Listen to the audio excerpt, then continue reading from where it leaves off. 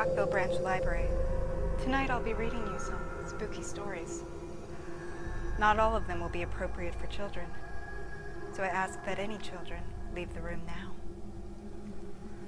Our first tale comes from the Brothers Grimm. Grimm, you say? Aren't those fairy tales? Shouldn't those be for children? The truth is that fairy tales were never written for children. Not in the beginning, anyways. And the original tales, I think you'll find, are much darker than what you remember. The story I'll be reading tonight is called Fitcher's Bird.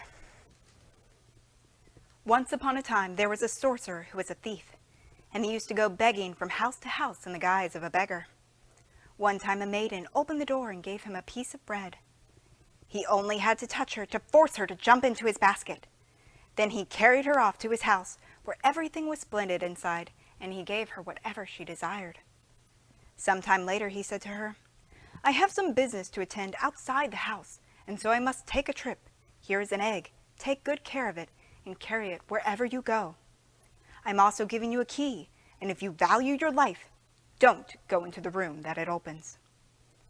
Nevertheless, when he was gone, she went and opened up this room, and as she entered it, she saw a large basin in the middle with dead and butchered people lying in it.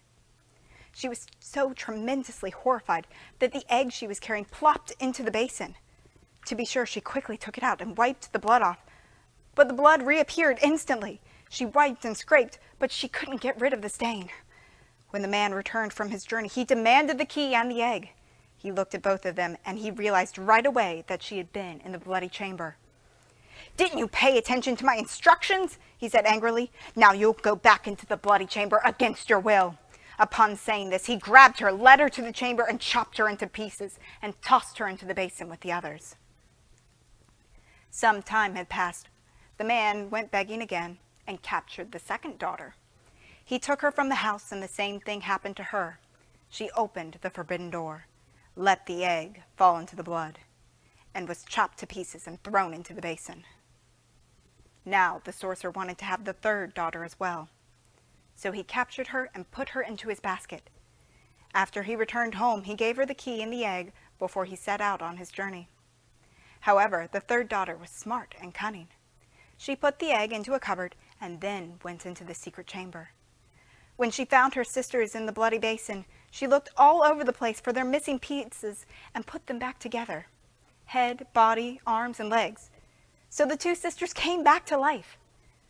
Then their sister led them out of the chamber and hid them. When the man came home and didn't find any bloodstains on the egg, he asked the third sister to become his bride. She said yes, but she told him that before she'd married him, he had to fill his basket full of gold and carry it to her parents on his back. In the meantime, she would make preparations for the wedding.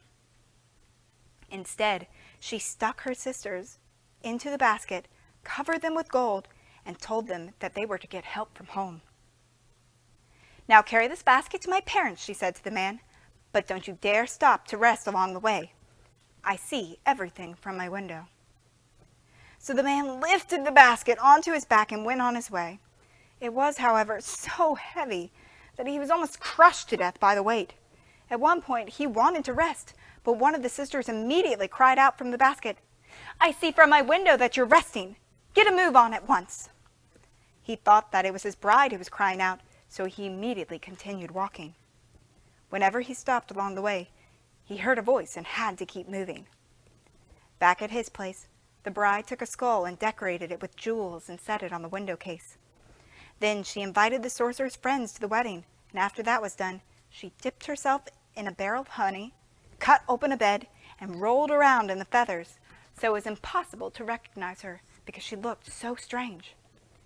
And this is how she set out on her way. Soon she met some of the wedding guests who asked, "Where are you coming from?" "Oh, Fitcher's bird." "From Fitcher's house, haven't you heard?" "And what may the young bride be doing there?" "She swept the whole house from top to bottom. Just now she's looking straight out of the window."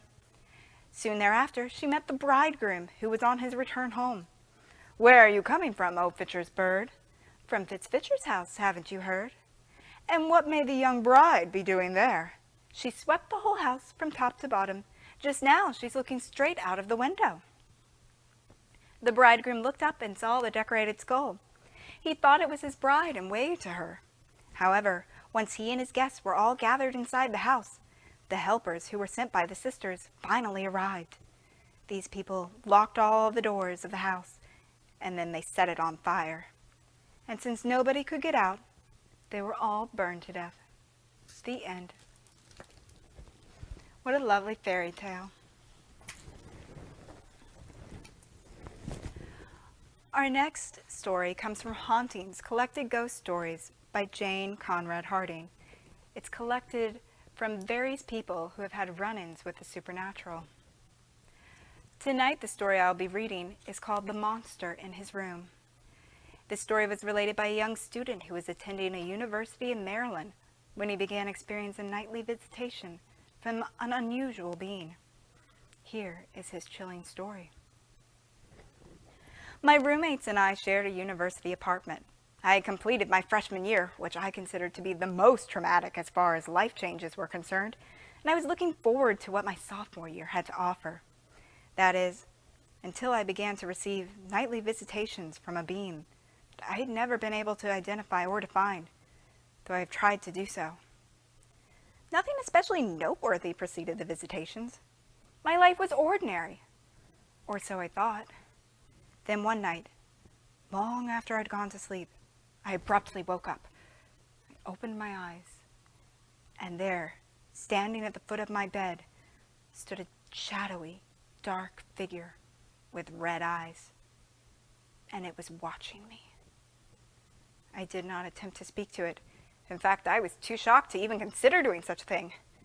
Instead, the creature and I stared at one another until finally, I must have either drifted back to sleep or fainted. Fortunately, when I next awoke, it was morning and the creature was gone. I wondered if I had dreamed it, but in my heart I knew that I had been fully awake when I had seen it. Unfortunately, that was just the beginning of the visits. Each night thereafter, I awoke to see this same creature standing near my bed, but each night that I awoke, I could also see that it was getting progressively moving closer to me. It gradually moved around the side of my bed and came closer and closer until finally, one night when I opened my eyes, it was bending over me and its face was only 2 or 3 inches from my own. And that night, it also began to speak to me.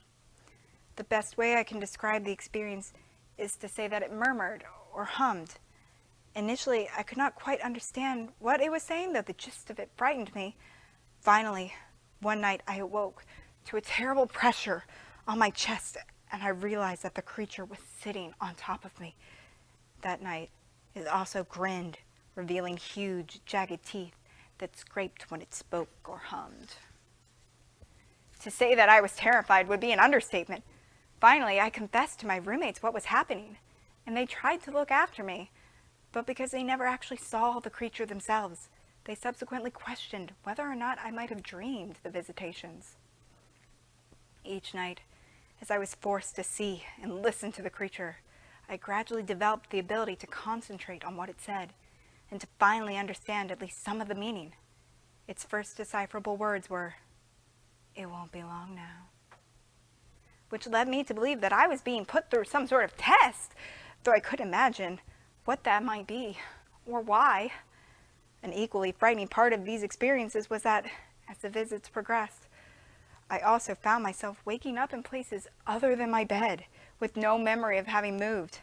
For example, there were times when I woke in the morning, found that I was laying in the bathtub, or on the living room floor, and once, to my horror, I found myself outside the building, on the front steps. I desperately wanted to be rid of the creature, but I had no idea how to do that. Research yielded nothing. I hung a dream catcher close to my bed, thinking maybe that would have an impact, but it didn't. As time passed, I could barely function in the waking world anymore. I was getting virtually no sleep and knew I could only survive that way for so long. I tried to study and to keep up with my work, but instead found myself falling asleep during classes. By the end of the semester, I decided to transfer to another university, and to pursue a different course of study. Admittedly, the hope of leaving the creature behind was also an incentive. But truthfully, I needed to attend another university in order to get the classes I wanted. One night, shortly after I'd made the decision to leave, the creature told me, "You should have stayed." And on my final night there it said, "You passed. You may have passed, but your journey has just begun." I am very happy to report that once I left the university, I never saw the creature again. Its final words were oddly reassuring, considering how frightening the entire experience was. The end.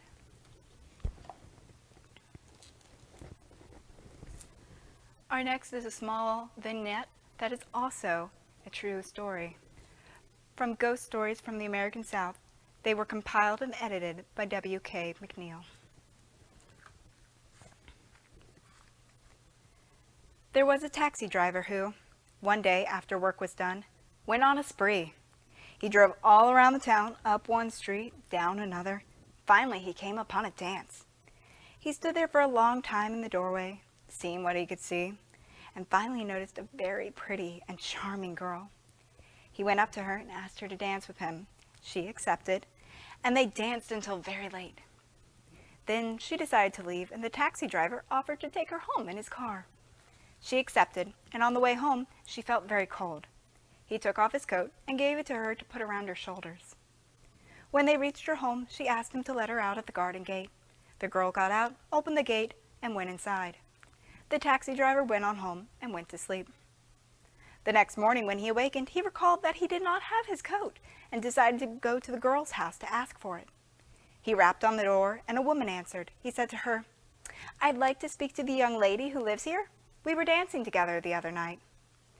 The woman was a bit surprised and told him that her only daughter had been dead for many years. The driver protested such was not possible because they were dancing just last night, and she had brought his coat home with her. The woman replied that she was sorry, but her daughter had died a long time ago. "Come with me," she said, "and I'll show you her tombstone." So the mother and the taxi driver went to the cemetery. How surprised were they to find that upon the tombstone was hanging his coat. Not long after this, the man fell ill, and within a few days, he was dead.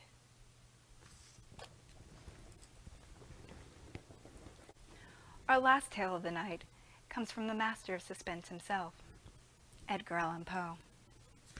I'll be reading one of his more well-known works, The Telltale Heart. True! Nervous, very, very dreadfully nervous I have been and am, but why will you say that I am mad? The disease had sharpened my senses, not destroyed, not dulled them. Above all was the sense of hearing acute. I heard all things in heaven and in earth. I heard many things in hell. How then am I mad?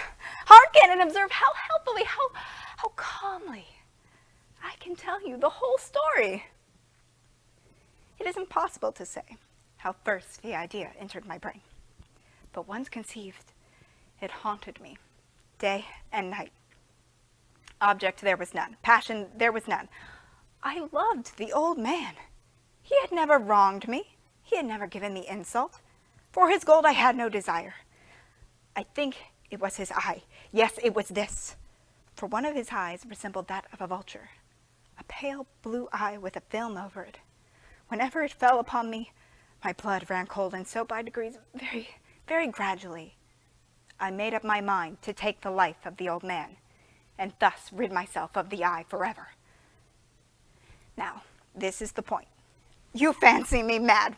Madmen know nothing. But you should have seen me. You should have seen how wisely I proceeded, with what caution, with what foresight, with what dissimulation I went to work. I was never kinder to the old man than during the whole week before I killed him.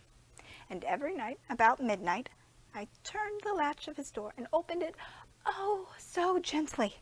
And then, when I had made an opening sufficient for my head, I put in a dark lantern, all close, so that no light shone out, and then I thrust in my head. No, you would have laughed to see how cunningly I thrust it in. I moved slowly, very, very slowly so that I might not disturb the old man's sleep. It took me an hour to place my whole head within the opening so far as I could see him as he lay upon his bed. Would a madman have been so wise as this? And then, when my head was in the room, I undid the lantern cautiously. Oh, so cautiously, cautiously, for the hinges creaked. I undid it just so much that a single thin ray fell upon the vulture eye. And this I did for 7 long nights, every night, just at midnight. But I found the eye always closed, and so it was impossible to do the work. For it was not the old man who vexed me, but his evil eye. And every morning, when the day broke, I went boldly into the chamber and spoke courageously to him, calling him by name in a hearty tone and inquiring how he passed the night. So you see, he would have been a very profound old man indeed to suspect that every night, just at 12, I looked in upon him while he slept. Upon the 8th night, I was more than usually cautious in opening the door. A watch's minute hand moves more quickly than did mine. Never before that night had I felt the extent of my own powers, of my sagacity. I could scarcely contain my feelings of triumph, to think that there I was, opening the door, little by little, and he had not even to dream of my secret deeds or thoughts. I fairly chuckled at the idea, and perhaps he heard me, for he moved the bed suddenly as if startled. Now you may think that I drew back, but no. His room was black as pitch, with a thick darkness, for the shutters were close fastened through fear of robbers, and I knew that he could not see the opening of the door, and I kept pushing in, steadily, steadily. I had my head in, and was about to open the lantern, when my thumb slipped on the tin fastening, and the old man sprang in the bed, crying out, "Who's there?" I kept quite still and said nothing. For a whole hour I did not move a muscle, and in the meantime I did not hear him lie down. He was still sitting up in the bed, listening, just as I have done, night after night, hearkening to the death watches in the walls. Presently I heard a slight groan, and I knew it was the groan of mortal terror. It was not a groan of pain or grief, oh no! It was the low, stifled sound that arises from the bottom of the soul when overcharged with awe. I knew that sound well.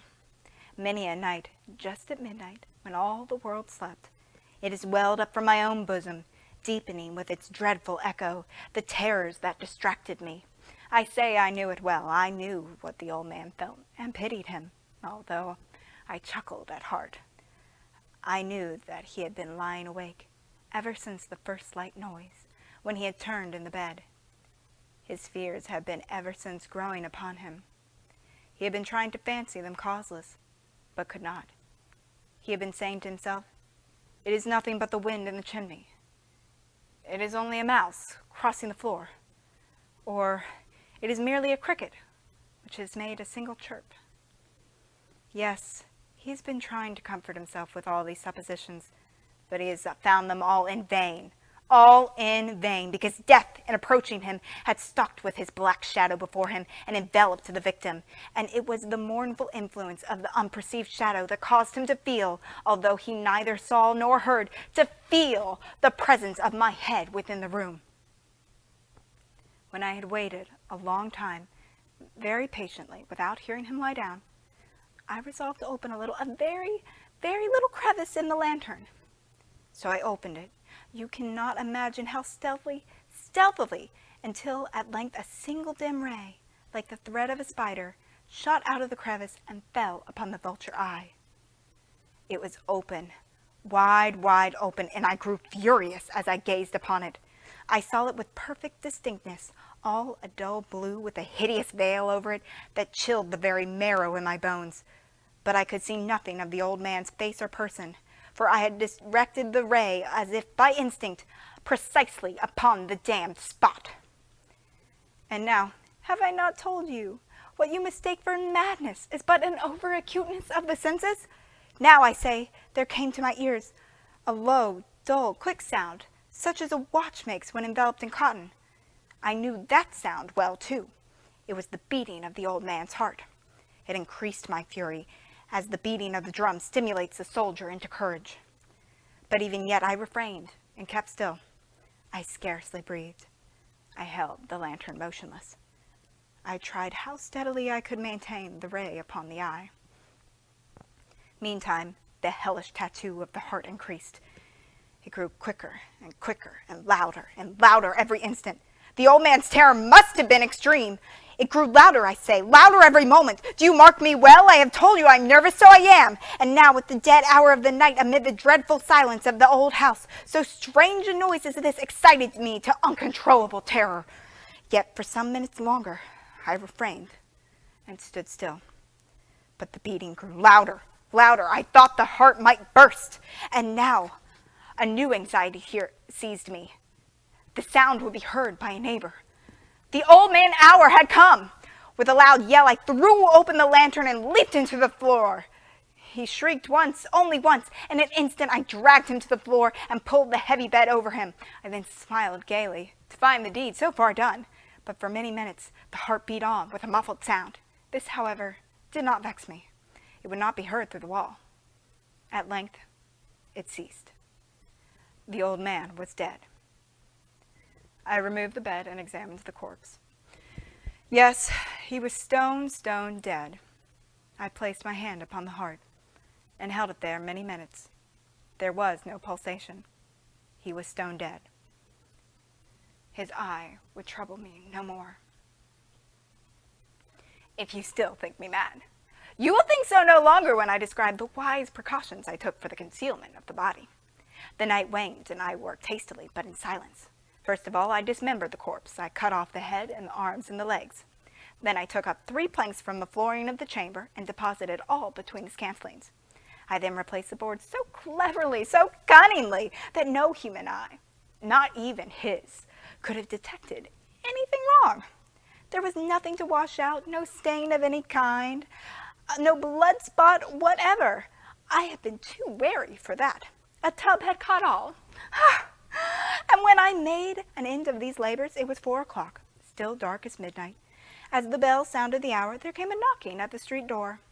I went down to open it with a light heart, for what had I now to fear?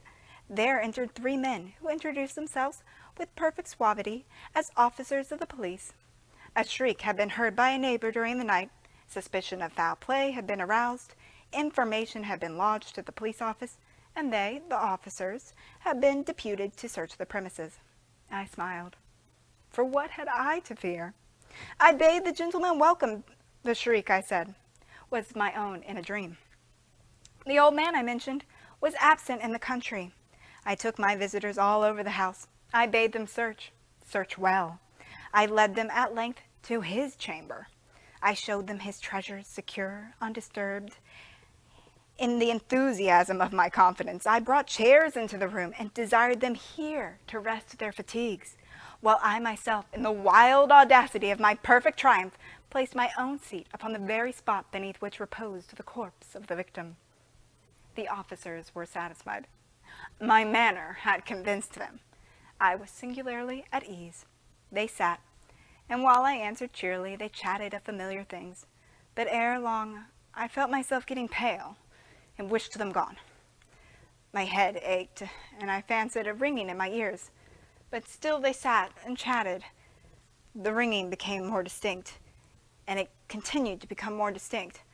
I talked more freely to get rid of the feeling, but it continued and gained definitiveness until at last I found that the noise was not within my ears. No doubt I now grow very pale, but I talked more fluently and with a heightened voice. Yet the sound increased, and what could I do? It was a low, dull, quick sound, much as the sound a watch makes when enveloped in cotton. I gasped for breath, and yet the officers heard it not. I talked more quickly, more vehemently, but the noise steadily increased. I rose and argued about trifles in a high key with violent gesticulations, but the noise steadily increased. Why would they not be gone? I paced the floor to and fro with heavy strides, as if excited to fury by the observations of the men. But the noise steadily increased. Oh God, what could I do? I foamed, I raved, I swore. I swung the chair upon which I had been sitting and grated it upon the boards, but the noise arose over all and continually increased. It grew louder, and still the men chatted pleasantly and smiled. Was it possible they heard not? Almighty God, no, no, they heard, they suspected, they knew, and they were making a mockery of my horror. This I thought, this I think, but anything was better than this agony. Anything was more tolerable than this derision. I could bear those hypocritical smiles no longer. I felt I must scream or die, and now again, hark, louder, louder, louder, louder! Villains! I shrieked. Disassemble no more. I admit the deed. Tear up the planks. Here, here. It is the beating of his hideous heart.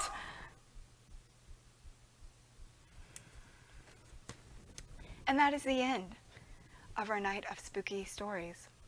I hope you enjoyed. If you would like another video with more spooky tales, please let us know. Until then, I hope you have a pleasant evening. Goodbye.